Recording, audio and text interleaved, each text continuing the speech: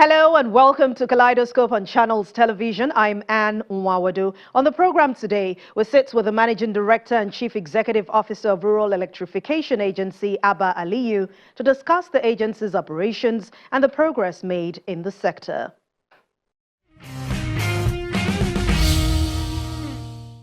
Once again, welcome to Kaleidoscope. The Rural Electrification Agency is a federal government agency responsible for expanding access to electricity in unserved and underserved communities across Nigeria. But let's find out more.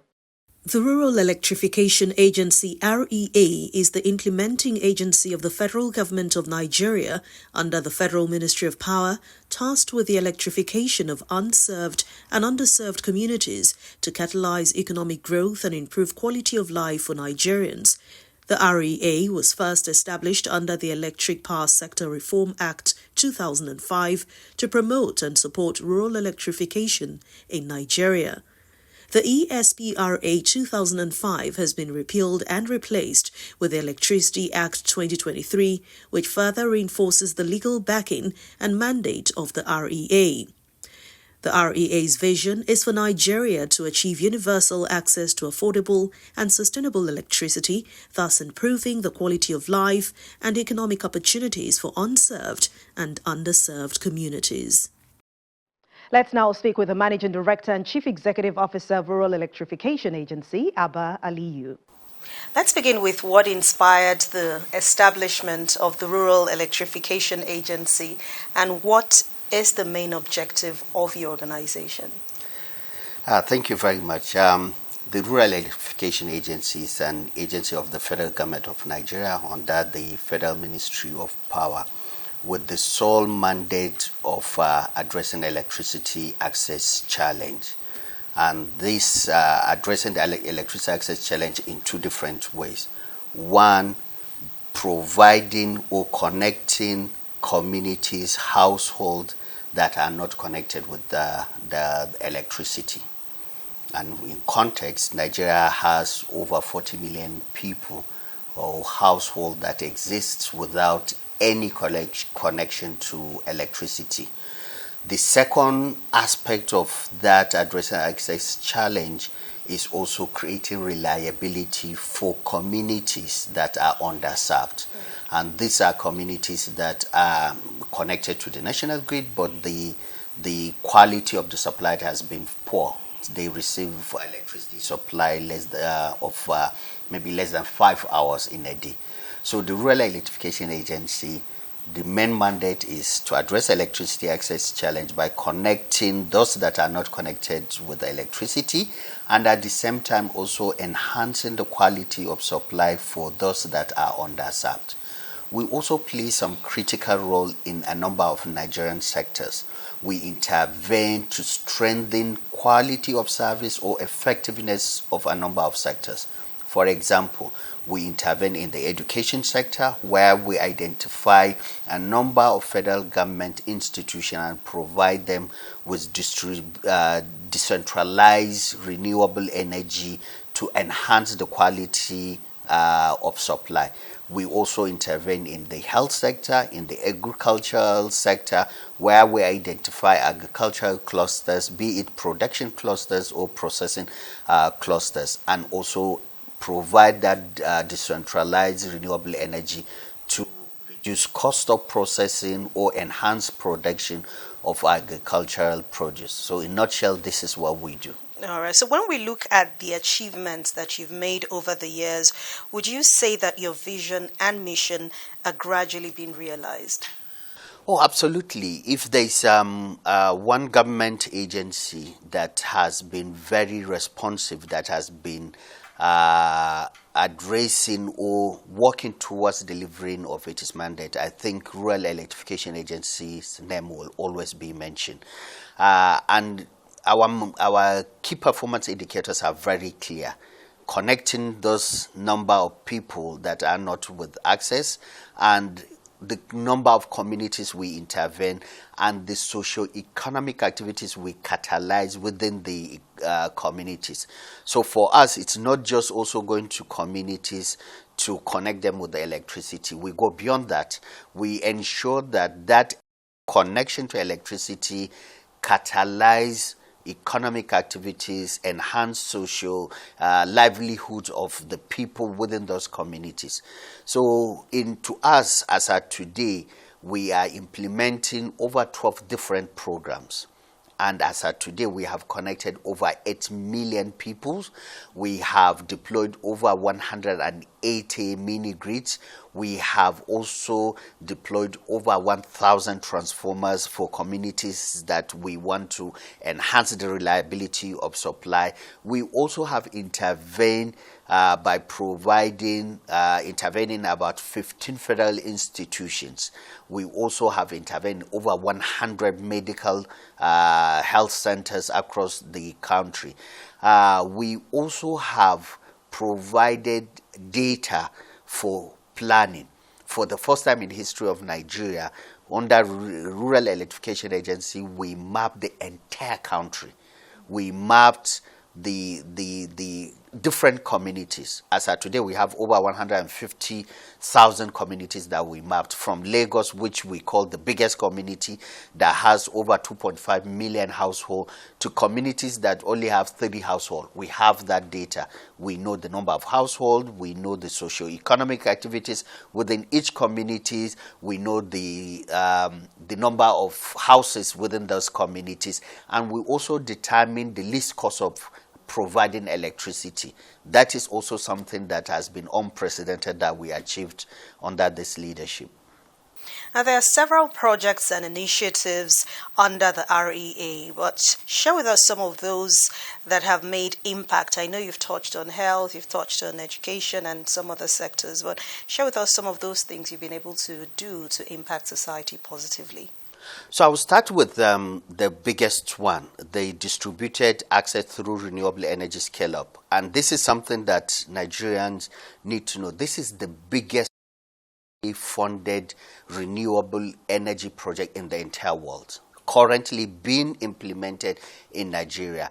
A $750 million public funds that will catalyze private sector funding of $1.1 billion to electrify 17.5 million Nigerians at a go. This is like total population of some countries, right? So under one program that Rural Electrification Agency is implementing, we are targeting 17.5 million Nigerians by deploying 1,350 mini-grids, of which 250 of them are going to be interconnected mini-grid. And as of today, we are deploying over 1,000 mini-grids in Nigeria. This has been unprecedented. From the 1960, when Nigeria got its independence, till today, every single president of the country promised to address electricity access challenge, right? But this is the first time in the history of the country where, by a structured program, it's been implemented to address that access challenge. And like I told you, one program is targeting 17.5 million Nigerians, and we are currently working in project deploying 1,000 mini-grids. That is one. Two, we also are deploying what we call the interconnected mini-grid. And this is going to be a game changer in the country. This is going to be what in the future will help in even strengthening the national grid. So it will help in preventing grid collapse, because we deploy large-scale solar farms with battery storage and connect it with the national grid. As at today, we are project developing 48 interconnected mini-grids to inject 288 megawatts of capacity into the grid. Here in Abuja, for example, we are project developing a mini-grid in Jikwe 1, Jikwe 2, Dede, where we have an economic cluster, Orozo, an area, also community that is growing. We are injecting about 40 megawatts. If you go to Oyo State, we are deploying about 6 interconnected mini-grids. Yobe, Adamawa, Port Harcourt, Akwa Ibom, Kogi. We are working with all the distribution company. So that's another program that we are doing. We are also implementing Energizing Agriculture, a program specifically designed to enhance quality of agricultural produce and to prevent post-harvest losses. This is also something that we have done. We have completed 23 mini grids at agricultural clusters. Like I said, either a production cluster or a processing cluster. Just last year, with the governor of Plateau State, we commissioned one of the projects in one of the biggest rice processing community in Kwampam local government, in a community called Namu under Plateau State, with the governor, where there are over 28 factories that are processing rice, but they are using diesel, and some of them got out of the business because the cost of the production and the market price of their produce, it's not matching. So we intervene in that and reduce their cost of processing. This is something also that we are implementing. We are implementing the National Public Sector Solarization Initiative, an initiative of the President of the Federal Republic of Nigeria, where 100 billion naira was provided to Rural Electrification Agency to target some specific government agencies to reduce the cost of electricity and enhance reliability. We are already working in different government agencies in Abuja and other parts of the country. Should I continue giving you the program? This is exactly what we do. Today we have 12 of them. I can spend an hour explaining all the projects that we have, but this is just a tip of an iceberg for now. How well does your organization make use of partnerships to achieve your objectives? So in Rural Electrification Agency currently, what we implemented, it's even a model that going in the future, I see the entire country copying that model. So we are moving away from the traditional concept of contract, awarding contract, but to a model where we partner with the private sector to catalyze investment and at the same time also create an enabling environment for the private sector to be able to sink into our project. And I give you an example. Like I told you, the current project that we are implementing, the DES project, we have public $50 million. Ordinarily, we could have used the 750 to just award contract to do the project, but we say no. We want to use that 750 to incentivize a private sector funding of 1.1 billion, which will give us 1,850 million. To be able to deploy the 1,350 mini grids. So that is diluting the public funds to get a private sector to increase the pot of funding that we have to do the project. So we partner with the private sector in the first, moving away from contract awarding, but incentivizing the private sector to bring their funding. Then we give them capital grant or subsidy to be able to deploy the project, thereby de-risking the project to give comfort to the private sector. So we partner with the private sector. The second aspect of it is because even our partnership with the private sector is based on results-based financing.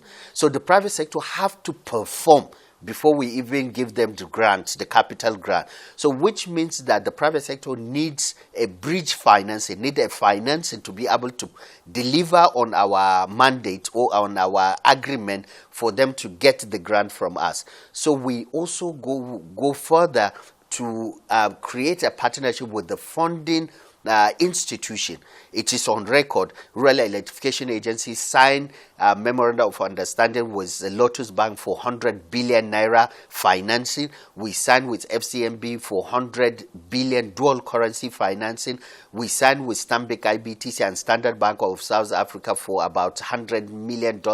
We signed with International Finance Corporation about $250 million and a number of other institutions. So that is the second part of our partnership. So the RESCOs that we call the developer renewable energy service companies, whom they are the ones that take the grant and deliver, then the financing that provide the local financing for the private sector to deliver. We also partner with International Development Agency, World Bank. Most of our funding comes from World Bank. United Nations Development Program, Global Environment Facility, and Global Energy Alliance. These are all international development agencies that are into energy transition, renewable energy financing and funding. We also partner with them. Then we also partner with development training institutions. There's another sister government agency under the Ministry of Power called NAPTI. We partner with them in building talent development. Then lastly is partnership with the state government. Based on the Electricity Act of 2023 that was signed by Mr. President, we partner with all the subnational. As at last year, we had state-by-state roundtable with 27 state governments where we all aligned on our strategy to electrify Nigeria. We're not done just yet. We'll take a moment now, and when we return, we'll continue the conversation. Welcome back. You're still watching Kaleidoscope on Channels Television. We'll continue the conversation now with the Managing Director and Chief Executive Officer of Rural Electrification Agency, Abba Aliyu. I know you've talked about a lot of things you're doing in the sector, but again, when we look deep into the power sector in Nigeria, we see a huge gap with the various policies, the constant changes, the positive things being made by the federal government. There's still that challenge that Nigeria is facing. Many residents are still facing blackouts. Sometimes the grid is shutting down. This time, they don't even have 24 hours. They promise them 24 hours. We're going to band A, sometimes it's band B. I mean, there's just a lot going on, but still the challenges remain. What is the issue? Quite all right. I would agree with you that we still have a big challenge in the electricity sector to address. That's not an issue. But what we are not aware of is the development or the achievement that is taking place in the renewable space. Apart from many of us that are now enjoying electricity whom are connected with the national grid, there are over 80-something million Nigerians that do not have that even opportunity. This 80-something million, out of them, like 40 of them, have never been connected to the national grid. So we don't even think about them. And out of that, there are also 40-something million that are connected to the grid, but they are not even receiving anything less than more than 5 hours. And that is why, in the wisdom of the federal government, the Rural Electrification Agency was now mandated to now focus on this. And that is what we are focusing. Now, there are many communities, more especially in the rural areas, who may not have the voice that people like you have, that can even talk that we are getting electricity, but it's not more than maybe 19 hours. But they don't even have the means, that are now enjoying 24/7 electricity all over the country. And we can give you the data. We can give you state by state the name of the community, the latitude, the longitude, and you can see from the screen some of these projects that we already deployed, and we are tracking them. Then I talked about the interconnected mini grid. So we also focus on those that are connected, but they are receiving less than 5 hours. We are focusing on them. I've told you about the ones in Abuja. If you go to Kano, Bichi, Dawakin Kudu, Tarauni, Singa Market, these are areas that we are looking at. If you go to Kogi, Ayingba 1, Ayingba 2, Akpan, we are doing that. If you go to Akwa Ibom, Aka Road, a big, large chunk of communities that are underserved, we are injecting close to 3 megawatts of electricity. The same thing with Yobe, the same thing with Port Harcourt. So what I'm saying is a lot of work it's been done. Investing in renewable energy is one aspect many seem to be embracing at the moment. Even independent people are embracing it. But the challenge is actually affordability. How does your organization come in when it comes to promoting renewable energy in the country? So the Rural Electrification Agency are the main promoters of renewable energy in Nigeria. In all the mini grids that we deployed are renewable energy based. And this is because of the fact that, you see, it's cheap, the cheapest means of providing electricity, of addressing electricity access. If you picked a community, for example, like in Kano, like Dawakin Kudu, it would take you a lot sources to extend the grid, to extend transmission line, distribution line, and connect a village within the Dawakin Kudu, and their consumption is very low. So it's not economically efficient to adopt that, and that is why the Rural Electrification Agency adopted the distributed renewable energy. So rather than relying on the grid to say that, oh, extend the national grid, which will cost $1 million per 1 kilometer, and doing the step down, building distribution line, putting transformers, connecting the household, we say no. We go to those communities and build a mini grid using solar PV system. And we have abundant irradiation in the country, all over the country. So we do put the panels, do distribution networks, put the metering, and connect the household. So those communities enjoy electricity without recourse to the national grid. So all the mini grids that we are doing using energy. For now, solar. And why solar? Because as at today is the most economically viable renewable energy means of addressing the challenge in Nigeria. We are still looking at other renewable sources like wind biomass, but we need to see the economics. Like you said, the tariff affordability matters. And what the government of President Bola Ahmed Tinubu is doing currently is using Rural Electrification Agency to provide capital support to the private sector, which means that the cost of deploying the infrastructure will reduce, and by that means that the tariff will reduce. So rather than subsidizing consumption, we are subsidizing production, which will catalyze much more economic activities in the country, and that is what we are doing. And looking into the future, what do you hope to see the Rural Electrification Agency achieving? Well, so looking into the future, one of the main things that we're looking at is localization and domestication of the manufacturing of the renewable equipment in Nigeria. Most of the equipment that we use are imported from China. China dominating the manufacture of renewable energy equipment in the world. So we import from China. But we want to reverse that trend. As at today, made in Nigeria PV panels produced in Ikotun in Lagos is being exported to other African countries. As at today, Nigeria is building manufacturing capacity of about 3.7 gigawatt, not megawatt, gigawatt of manufacturing. 3 of the manufacturing output are in Lagos, Shagamu, Axis, 2 in Akwa Ibom, 3 in Kano, 3 here in Abuja. So this is also something that is taking place. So in future, we want to see Nigeria becomes the hub of renewable manufacturing. So apart from addressing the electricity access challenge, but we are using that challenge to create economic value for Nigeria. This is something that we want to do.